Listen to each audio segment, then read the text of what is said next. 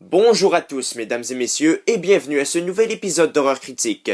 Je revisite aujourd'hui un classique du cinéma d'épouvante, que dis-je, une référence. C'est sans aucun doute l'un des meilleurs films de loup-garou réalisés à ce jour. Sorti en 1981, mesdames, mesdemoiselles et messieurs, Le Loup-garou de Londres.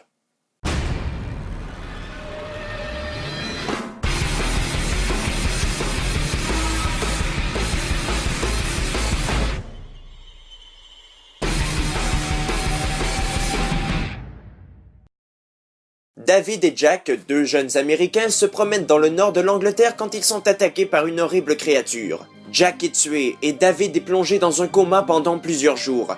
À son réveil, il a des apparitions de son ami mort qui lui répète toujours la même chose. Il le prévient qu'il se transformera en loup-garou à la prochaine pleine lune et que le seul moyen de l'éviter serait de se suicider. Comme David y croit plus ou moins, il préfère attendre le jour fatidique pour finalement se transformer en grosse bébête. Et il sèmera le chaos dans toute la ville, sans même s'en rendre compte. J'ai découvert ce film quand j'avais à peu près 12 ans, et je me souviens qu'à l'époque j'avais été aussi traumatisé que captivé. Ah, ce film, je pourrais le regarder en boucle sans jamais m'ennuyer.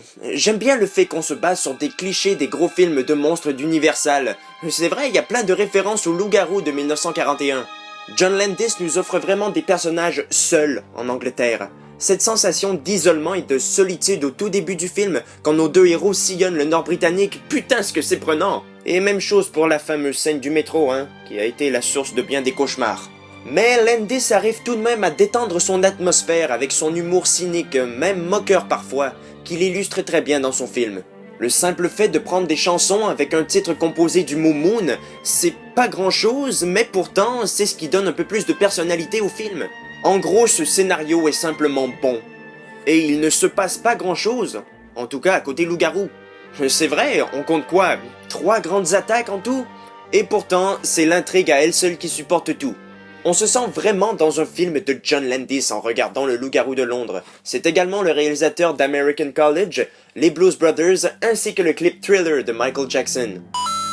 Landis nous offre non seulement de fameuses scènes de sexe, Well, it's a marvelous night for a moon dance with the stars up above in your eyes. mais aussi de nombreux moments d'angoisse.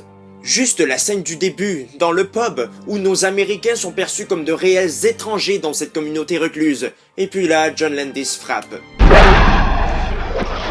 Et il ne filme rien d'inutile, chaque plan est utile à la construction de l'ambiance. À part la fin, que je trouve un petit peu trop précipitée, tout se met en place adroitement, et en y mettant suffisamment de temps, histoire d'ajouter un petit peu de suspense et tout. Et ça fonctionne. John Landis, félicitations, ton film est génial. À l'origine, la production désirait avoir Dan Aykroyd et John Belushi dans les rôles principaux, soit les fucking Blues Brothers. Mais bon, John Landis lui-même a refusé et il a pris David Naughton et Griffith Dunne à la place, qui ne sont pas si mauvais que ça au bout du compte, bien qu'ils ne mériteraient pas d'Oscar. Ah, mais les effets spéciaux, eux... D'ailleurs, Le Loup-garou de Londres fut le tout premier film à remporter l'Oscar dans la catégorie des meilleurs maquillages.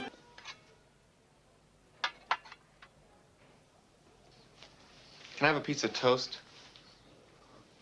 Get the fuck out of here, Jack. On comprend pourquoi, et regardez-moi cette transformation. Suddenly there appeared before me the holy when I heard somebody whisper, please adore me. And when I looked, the moon had turned to gold.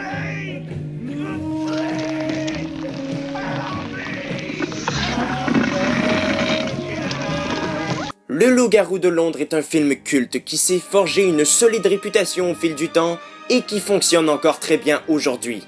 C'est une note de 10 sur 10 que je lui accorde. Vous devez absolument voir ce film au plus vite. Ouais, ça m'a fait du bien de le revoir. Bref, cet épisode d'Horreur Critique est à présent terminé. J'espère de tout cœur qu'il vous aura plu. Ne manquez pas les prochains. N'hésitez pas à laisser les commentaires puis à vous abonner à la chaîne. Salut!